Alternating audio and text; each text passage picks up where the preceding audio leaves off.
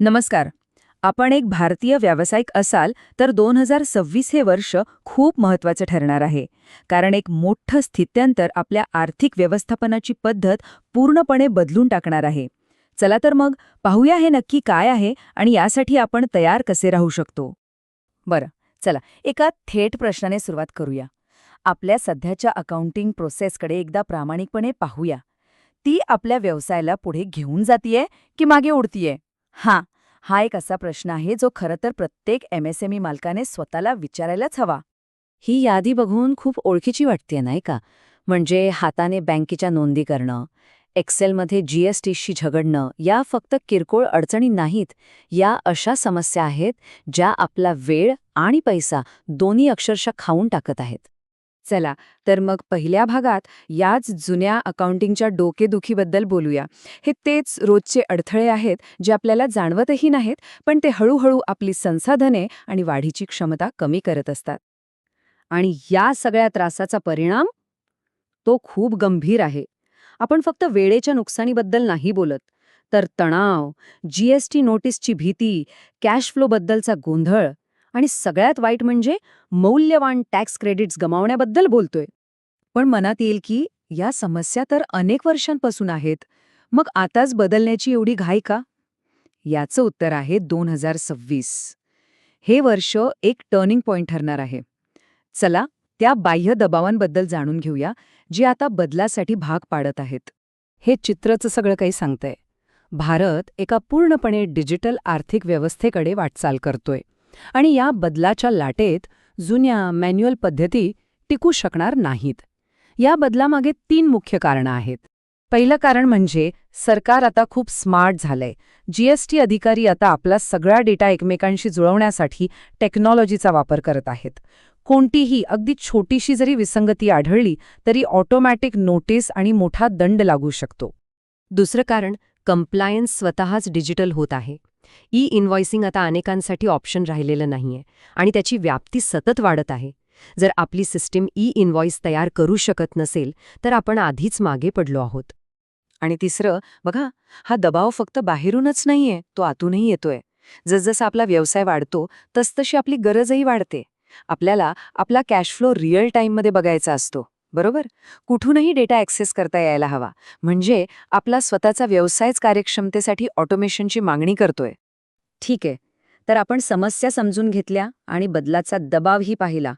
आता सगळ्यात महत्त्वाचा भाग, उपाय काय आहे? चला आपल्या नवीन फायनान्शियल को पायलटला भेटूया, जो या आधुनिक समस्यांवर आधुनिक उपाय देतो.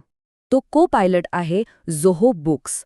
हे फक्त एक सॉफ्टवेअर नाही तर एक क्लाउड आधारित प्लॅटफॉर्म आहे. हे खास आपल्यासारख्या व्यवसायांसाठी त्रासदायक प्रक्रिया ऑटोमॅटिक करण्यासाठी आणि नियमांचं पालन सोपं करण्यासाठीच बनवले आहेत. याचा नेमका अर्थ काय? तर याचा अर्थ आपल्या विक्री आणि खरेदीपासून ते GST कंप्लायन्स आणि इन्व्हेंटरीपर्यंत सगळे आर्थिक व्यवहार एकाच ठिकाणी येतात. ही आपल्या व्यवसायासाठी एकच एकत्रित आणि शक्तिशाली सिस्टीम आहे. आता पाहूया की हे प्रत्यक्षात कसं काम करतं. हे आपल्याला रोजच्या गोंधळापासून काढून आपल्या व्यवसायावर पूर्ण नियंत्रण कसं मिळवून देतं. आपण आधी ज्या प्रत्येक डोकेदुखीवर बोललो त्यावर हा कसा थेट उपाय आहे ते आता पाहूया.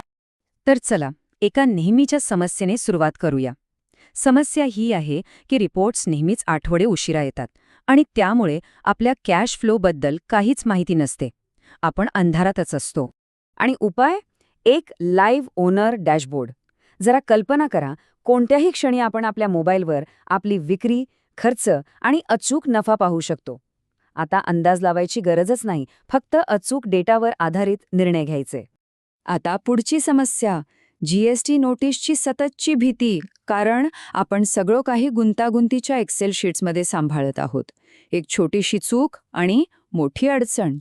यावरचा उपाय आहे एक अशी सिस्टीम जी GST साठीच बनवली आहे. ही सिस्टीम आपले GSTR1 आणि 3B रिपोर्ट्स आपोआप तयार करते. इतकंच नाही तर ती रिकन्सिलिएशनमध्येही मदत करते. त्यामुळे मानवी चुकीचा धोका जवळजवळ नाहीसा होतो. हा फरक किती मोठा आहे हे इथे अगदी स्पष्ट दिसतंय. एका बाजूला आहे वेळखाऊ मॅन्युअल काम आणि दुसऱ्या बाजूला आहे ऑटोसिंक. एका बाजूला आहे चुकांनी भरलेलं एक्सेल तर दुसऱ्या बाजूला सिस्टम जनरेटेड रिपोर्ट्स. हे फक्त एक अपग्रेड नाही, हे आपल्या काम करण्याच्या पद्धतीतले एक संपूर्ण परिवर्तन आहे. हे सगळं ऐकायला खूप छान वाटतं, पण मनात एक भीती येतेच. हे सर्व सेट करणं खूप किचकट असेल. तर आता आपण आपल्या 30 दिवसांच्या परिवर्तनाबद्दल बोलूया आणि पाहूया की सुरुवात करणं आपल्या विचारापेक्षा कितीतरी सोपं आहे. ओके, तर मनात येणाऱ्या सगळ्यात मोठ्या प्रश्नाला थेट सामोरे जाऊया. पण हे सगळं सेट करणं खूप क्लिष्ट आणि वेळखाऊ आहे का? याचं उत्तर आहे स्पष्ट नाही. एका सुनियोजित अंमलबजावणीच्या प्लॅननुसार आपला संपूर्ण व्यवसाय फक्त 30 दिवसात सुव्यवस्थित आणि संघटित होऊ शकतो. आणि ही काही जादू नाहीये, तर एक सिद्ध प्रक्रिया आहे. फक्त 4 मुख्य पायऱ्या आहेत. आपली खाती योग्य प्रकारे डिझाईन करणे, मंजुरीची प्रक्रिया ठरवणे, बँक खातं जोडणे आणि GST सेटिंग्ज पूर्ण करणे. लक्षात ठेवा, हे फक्त सॉफ्टवेअर विकत घेणे नाही, तर आपल्या व्यवसायासाठी एक योग्य स्ट्रॅटेजी तयार करणे आहे. तर मुद्दा अगदी स्पष्ट आहे. 2026 हे वर्ष स्मार्ट MSMEsचं असणार आहे. निवड आता आपल्या हातात आहे.